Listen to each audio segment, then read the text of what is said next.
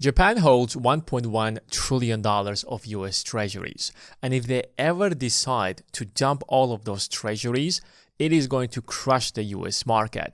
And it seems like the time finally has come, and Japan is massively selling off US treasuries, which is freaking out the US markets. It's going to increase the cost of borrowing for the US government, which is going to cost the US government hundreds of billions of dollars. Back when Donald Trump announced his universal tariffs on all the world, Japan was one of the countries that suffered the most because they rely on exports, especially to the United States.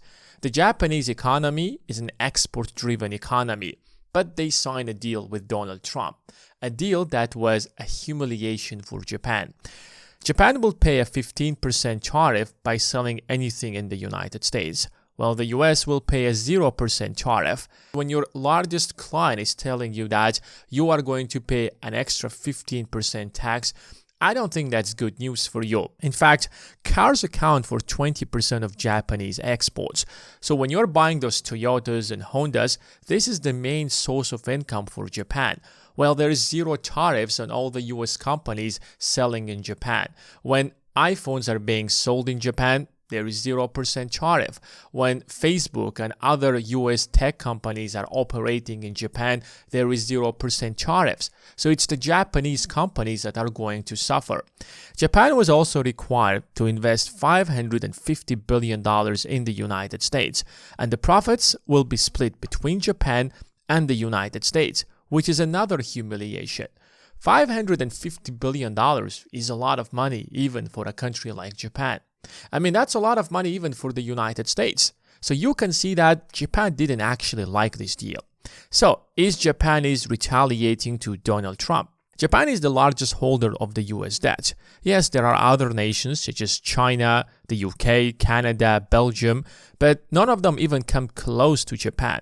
So if Japan starts selling, it is going to cause a panic between other nations, and it's going to make it much harder for the US to sell its debts, which means that you have to raise the yields on the US debt, which is going to cost the US taxpayers extra hundreds of billions of dollars to maintain that $38 trillion debt. But that's not the full picture. The reality is that the nature of the Japanese and the US economy are changing.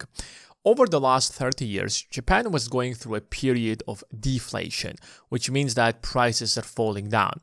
And that forced the Japanese central bank to lower interest rates to 0%. They literally had like negative interest rates since 2015 or 2016 up until 2024.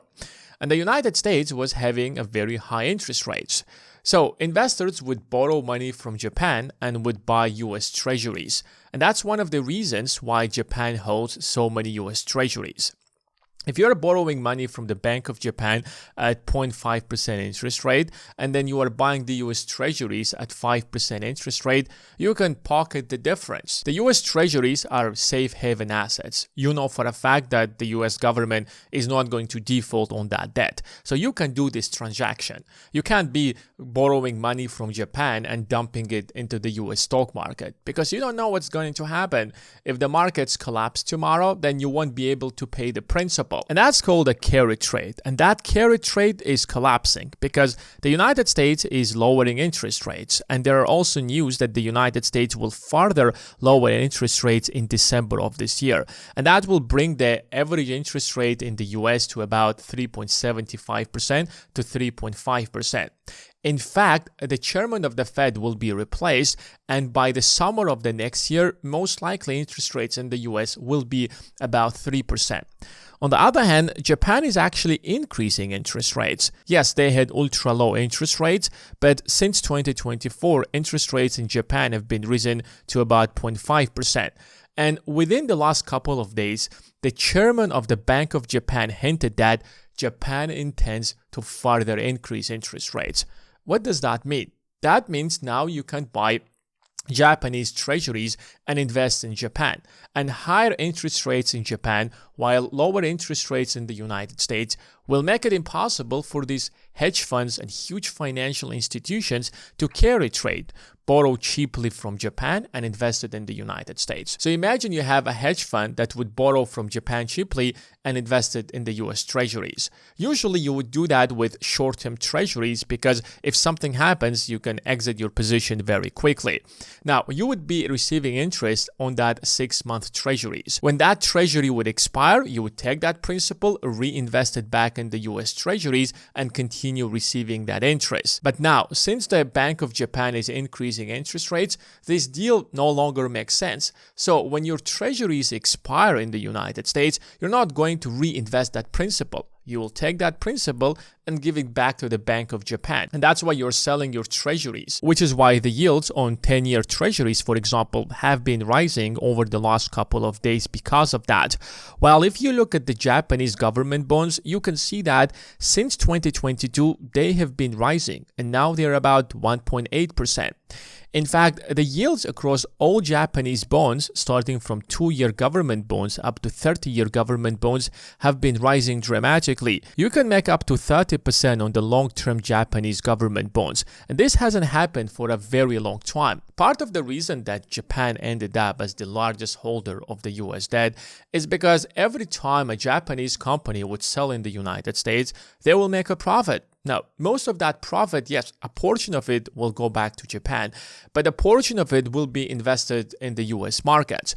And if you are a Toyota or Honda in the US, what are you going to do with those billions of dollars that you made in profit? You want to keep it in cash in case you need that cash, but you don't want to hold a lot of cash because there is inflation.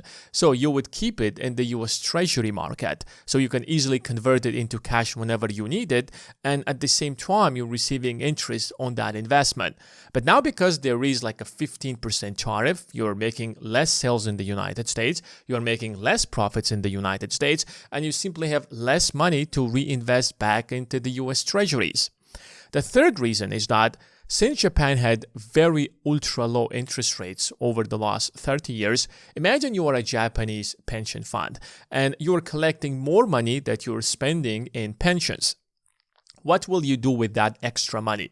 The only option that you have is to invest it in a very safe haven asset. It's either the Japanese government bonds or most likely it is the US treasuries, because you know for a fact that the US treasuries are safe havens.